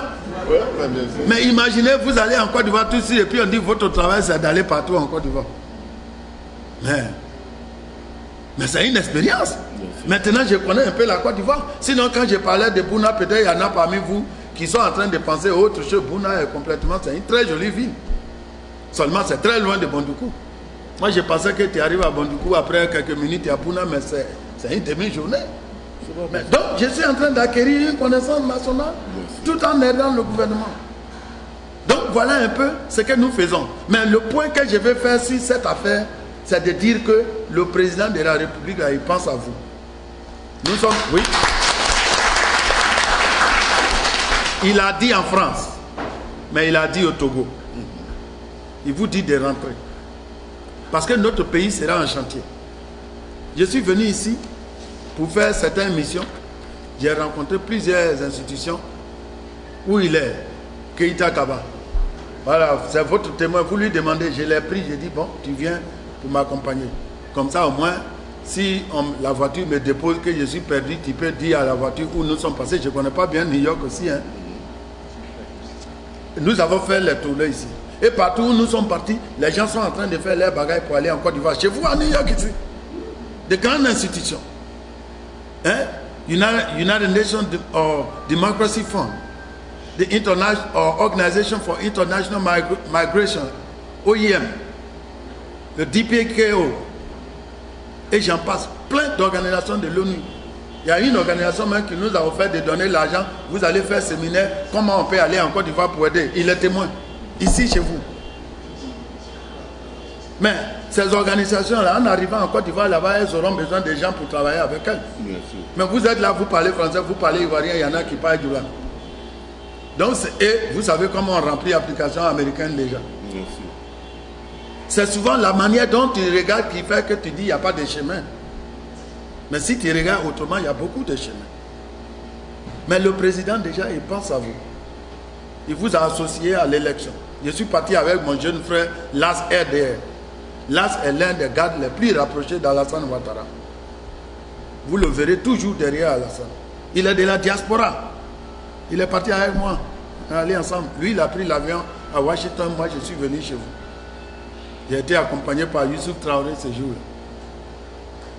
C'est lui qui était le chef de votre délégation de New York. 2 pour campagne. Mais ça, c'est... Regarde. Hein? Regardez quand même le record de succès. 2 sur 2. Quand les élections sont finies, moi je suis à PNSC en train de gérer le désarmement. Lui, il est garde rapproché du président de la République. 100%. Il s'intéresse à vous. Ce que nous devons faire maintenant, c'est au lieu de voir problème, comment faire pour améliorer ce score. Bien sûr. Il y a une chose que nous ne devons pas faire. Et j'ai parlé longuement avec Fa, on était tous d'accord, on a dit que vraiment, on va vous dire ça. Vous savez, c'est facile de dénigrer quelqu'un. Mais quand tu dénigres quelqu'un, là, tu te dénigres toi-même. Quand tu dénigres quelqu'un, là, tu te dénigres toi-même. Parce que les Ivoiriens, quand ils entendent États-Unis, là, nous sommes lourds là-bas. Et il y a des raisons. Parce que nous, on est travailleurs. On est honnête. On est propre. On ne bouffe pas l'argent de l'État. On est conscient de l'argent. C'est vrai. Ils nous font confiance. Ils nous confient des choses. Pendant l'investiture, c'est moi qui ai géré les badges. Parce qu'on sait qu'en gérant les badges, je serai sévère dessus. On ne va pas retrouver n'importe qui dans la salle. Et c'est une affaire d'un budget de plusieurs centaines de millions. Et nous l'avons fait. C'est vrai, les gens n'étaient pas contents avec nous, mais ils savent qu'on ne venait pas là-bas ramasser les badges comme du pain. Les gens nous font confiance. Mais quand tu appelles, oui, celui-là, il n'a même pas de maison là-bas, il n'a pas de papier, il ne peut pas revenir, tu te dénies toi-même. Quel homme on veut, ok?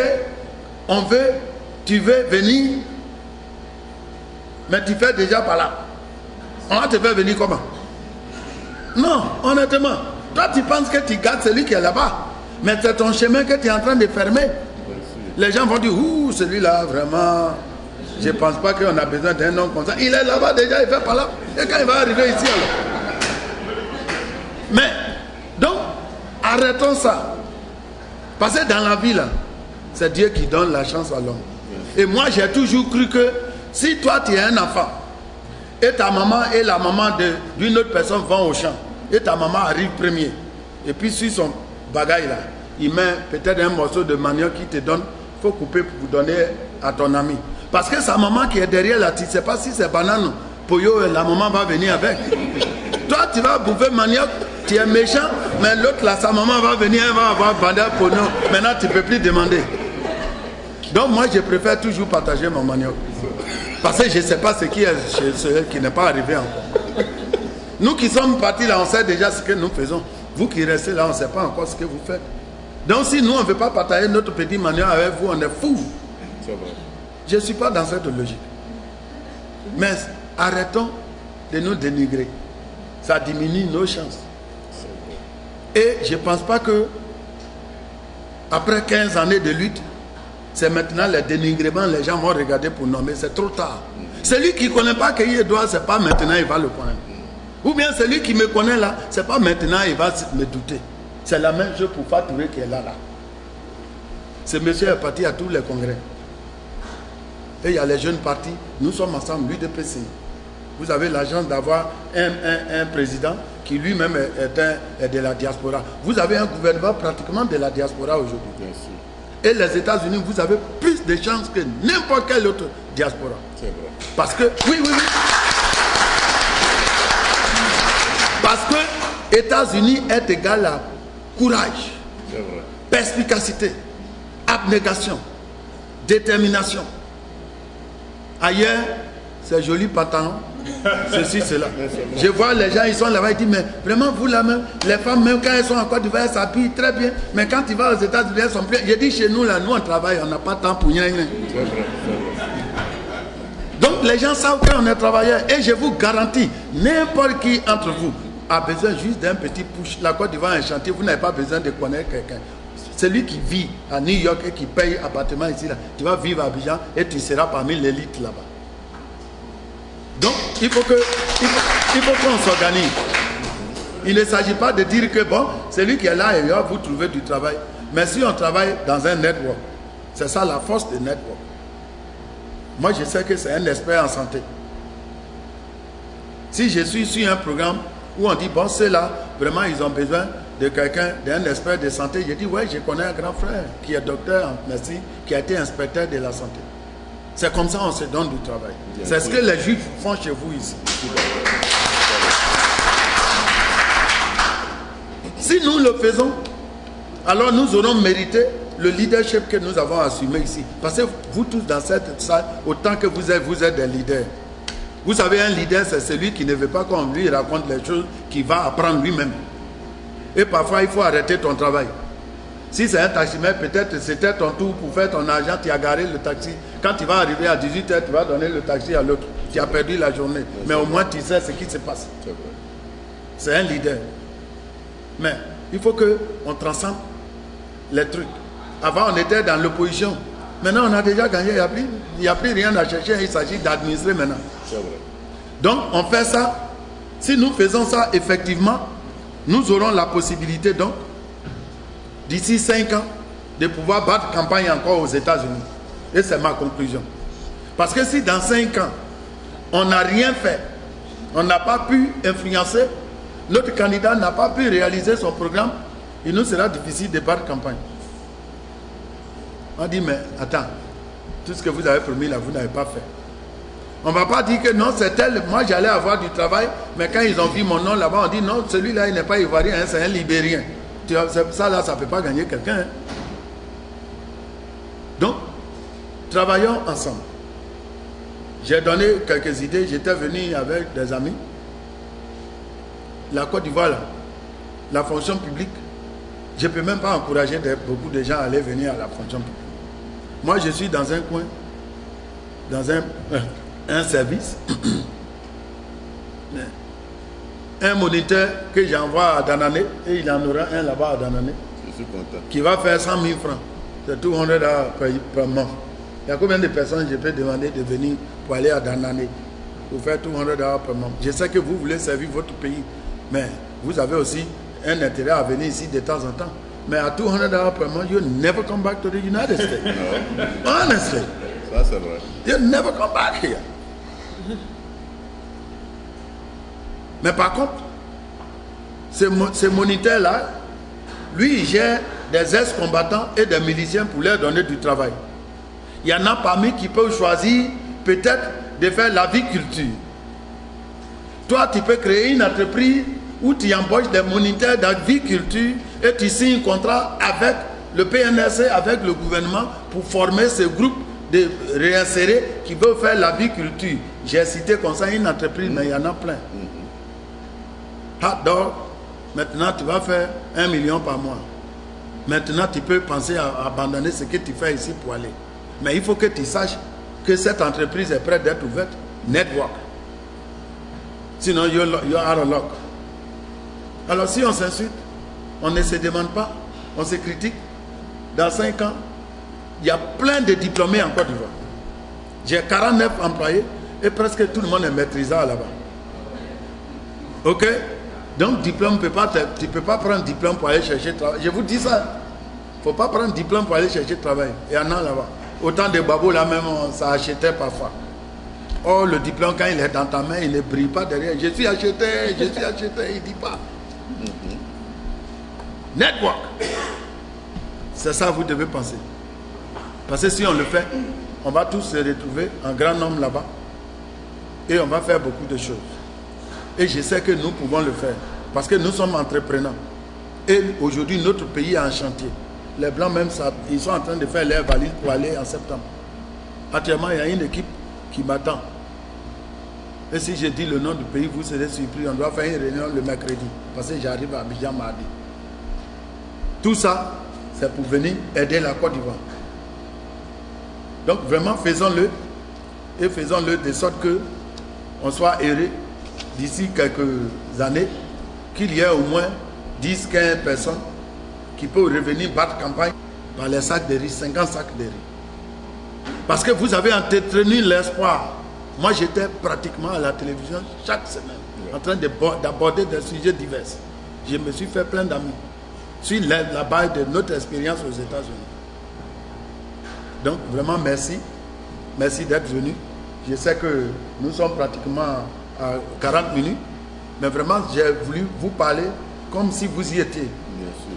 Pour que chacun dise, et tout ce que je vous ai dit là, vous pouvez raconter n'importe où. Parce que c'est vrai. J'ai trouvé que ça serait malheureux de venir vous raconter quelque chose. Mais de vous dire ce qui s'est passé là-bas. Voici le golf, mais voici la lutte. Surtout, voici l'opportunité qui est offerte à nous tous. Dans cette opportunité, il y a une seule chose que je vais vous demander et qui est ma conclusion. Je sais qu'il y en a qui ne sont pas ici, mais peut-être qui par la magie des ondes peuvent suivre ce qui s'est passé aujourd'hui ici. C'est à cela que je vais m'adresser. Quand tu aimes ton pays, tu l'aides. If you love it, fix it. Il y a plusieurs raisons aujourd'hui d'être découragé de la Côte d'Ivoire. Certains avaient leurs parents qui étaient bien placés, ministres. Ceux-là ne sont plus là. D'autres ont perdu des parents. D'autres encore ont perdu leur maison. C'est pillé. Moi, mon village a été brûlé par la LMP, le village de mon père. Ils sont allés mettre les sangs, ils ont brûlé des maisons. Donc, il y a beaucoup pour nous faire pleurer. On a perdu plus de 3000 personnes. Mais vous savez, les pleurs sont justifiés par le mal que nous avons survécu, mais seulement ces pleurs-là n'arrangent pas le demain de notre pays. C'est pourquoi il faut s'élever au-dessus des pleurs et des rancœurs. Et pour ce faire, moi j'ai toujours demandé qu'on regarde un exemple à travers le monde. Et c'est l'exemple du Japon. J'ai dit ma conclusion ici. Le Japon est la victime du deuxième conflit mondial. La deuxième guerre de 1939 à 1945. C'est vrai, dans l'histoire, la capitulation ou le suicide d'Hitler a mis fin à la deuxième guerre mondiale. Mais réellement, c'est Hiroshima et Nagasaki qui ont mis fin. Des millions de morts. Et à l'heure où nous parlons, des gens meurent encore à cause de cette bombe. Celui qui a fait cette bombe savait que la bombe là est si destructive qu'il a dit que je ne vais pas être payé. Si quelqu'un fait quelque chose de positif pour la vie de l'homme, donnez-lui le prix Nobel. Nobel, c'est lui qui a fait cette bombe qui a tué ces gens. Parce qu'il sait que sa bombe là va tuer des millions. Et il a eu raison. Ça a tué des millions. Le Japon a connu un sort plus grave que le nôtre. Parce qu'après ces deux bombes, il n'avait plus de souveraineté nationale. Il était mis sous tutelle des États-Unis avec le général MacArthur, qui était le gouverneur du Japon. À aucun moment de notre histoire récente, la Côte d'Ivoire a perdu sa souveraineté face à une entité extérieure. Oh, nous avons perdu des milliers de personnes. Le Japon en a perdu des millions. Mais par patriotisme. Lorsqu'un Japonais commet une erreur qui lèse son pays, très souvent, il va dans sa chambre, il écrit une lettre publique de pardon et il se met une corde au cou, il se pend par patriotisme. Oh, je parle de patriotisme et je sais que c'est à cause de patriotisme que nos citoyens sont morts ces dernières années. Mais j'en parle quand même, parce que c'est là que se trouve notre sens et notre décision. Ces Japonais-là, qui se pendent par patriotisme, quand il meurt, son corps est brûlé. Parce que l'histoire, les statistiques montrent que 83% de la population est soit incinérée ou bien lavée par l'eau. Puisque le territoire est très petit. Ce territoire, cette terre qu'il aime tant pour se pendre, quand il meurt, il ne trouve même pas de cimetière. Vous savez pourquoi? Si le volcan n'est pas passé sur le cimetière, c'est un tsunami qui l'a pris ou bien un tremblement de terre qui l'a engouffré. Ouais. Donc les gens préfèrent incinérer leurs parents et puis les mettre dans les boîtes. Comme les boîtes, les PET à l'époque en Côte d'Ivoire, la poste là. Vous voyez la boîte de poste là? Ça c'est le cimetière de 10 Japonais. Et il y a une petite bande. Et on met là. Si c'est dans mon cas, on dira, ici est couché Joa Alphonse. Né en avril 1933, mort en septembre 1989. En mémoire de mon père, Keyi Edouard. Et ça circule là. Et puis mes enfants et les autres enfants de mes frères, ils envoient des messages là. Quand c'est Memorial Day, comme c'est trop petit, on vous programme. Chacun a 15 minutes. Parce qu'il y a 10 personnes qui doivent regarder la même boîte. Donc tu viens, tu fais 10 minutes, tu lis le truc là et tu vas à la maison. Il n'a même pas de cimetière. Oh, nous sommes ici, quand on meurt, on a l'opportunité de mettre notre corps dans l'avion et aller l'enterrer dans notre village. Mais si ces Japonais là peuvent dépasser des millions de morts et faire du Japon la deuxième puissance pratiquement du monde. Si tu prends épargne par habitant, le Japon est premier. Si tu prends exportation par habitant, le Japon est premier. Je m'amuse toujours à dire que regardez les voitures. Parce que quand je vais en mission, c'est une trentaine de personnes. Environ 6, 7, 4, 4. En prenant 4, 5 personnes, 4 personnes par véhicule. Et je me rends compte que tous les véhicules là viennent du Japon. Un pays qui a été gouverné par les États-Unis. Maîtrisé par le monde entier. Mais il a pu dépasser ses morts pour bâtir une nation qui compte aujourd'hui. Donc nous allons regarder cet exemple pour dépasser aussi nos 3 000 et 5 000 morts. pour faire une nation dont nous serons fiers. Mais si nous restons dedans à dire que non, il y a un autre, on va faire un coup d'État pour enlever celui-là, c'est notre pays qui se rétale. Si le Japon l'avait fait, le Japon ne serait pas là où il est aujourd'hui. Bien sûr. Donc, pensons à cela. Et faites-le. Dépassons les rancœurs. Il faut que nous, Ivoiriens, on commence quelque part. On a eu une page blanche en 1999. Certains ont dansé. D'autres l'ont appelé le Père Noël. Mais très rapidement, nous avons sali cette page. Aujourd'hui, nous en avons une. C'est vrai, les conditions ne sont pas agréables. Certains ont passé 5 années dans une petite chambre. 5 mois dans une petite chambre. D'autres ont pleuré à travers les rues ici. D'autres y ont perdu les parents. Mais la page, elle est blanche. Et le président de la République nous l'a attendu. Maintenant, nous pouvons la salir. Ou nous pouvons, au moins chacun, pour en ce qui le concerne, y écrire une lettre noble. Moi, je vous encourage à ne pas regarder ce que Keyi Edouard écrira ou ce que Kadi écrira. Ou ce que je pense de Karamoko Fofana ou de Fatouré. Mais je vais écrire une lettre en or sur cette paille-là. De façon à ce que si les autres pailles sont sales, la seule place qui make sense, c'est là où moi je suis passé. Mais si nous le faisons, ne serait-ce que nous qui sommes dans cette paille, cette salle-là, on aura au moins un quart de cette paille qui sera lisible. Souvent, c'est un quart qui change les sociétés. Un quart. Vous regardez toute l'histoire du monde. C'est Napoléon qui a changé la France. Ce n'est pas toute la ville de Paris ou la Gaule. Et vous pouvez en citer. Même dans vos petits villages, il y a un nom toujours qui a fait la différence pour l'ensemble du village. Et si votre bic ferait la différence. Ce bic qu'on va écrire sur la page, l'écriture en or là, ce n'est pas un bic. Hein. C'est votre action. C'est votre pensée. Ce sont les deux là. Donc je vous encourage que si vous avez oublié tout ce dont on a parlé aujourd'hui, vous vous souvenez seulement que notre pays a une nouvelle paille blanche. Des gens sont morts pour que cette paille-là s'ouvre. Il faut qu'on y écrive pour que personne ne meure encore. Et que notre pays avance avec. Et je sais que les Ivoiriens peuvent le faire. Et surtout, vous qui êtes aux États-Unis, vous qui avez appris la tolérance, vous qui ne répondez pas à la violence par la violence, mais par l'alternative intelligente et courageuse, vous pouvez le faire. Et si vous le faites, peut-être que l'Afrique fera encore et la Côte d'Ivoire sera encore très heureuse grâce à ces enfants des États-Unis. Voilà ma conclusion. Merci, Keyi. Je crois que le